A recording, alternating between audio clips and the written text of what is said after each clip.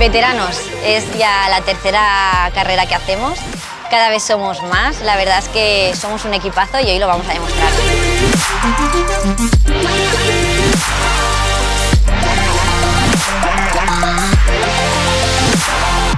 Como el año pasado, con mucha ilusión también, sobre todo en el trabajo, los días de antes, ahí, venga, va, a ver cómo quedamos. Está muy bien ese pique entre compañeros y, bueno, todo el ambiente que se hace en torno a todo esto.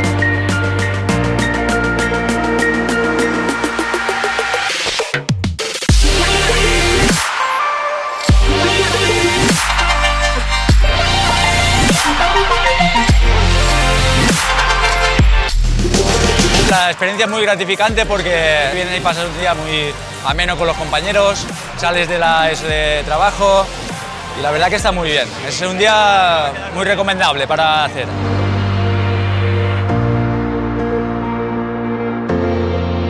El año que viene, la 10K. ¡Vamos! ¡Vamos!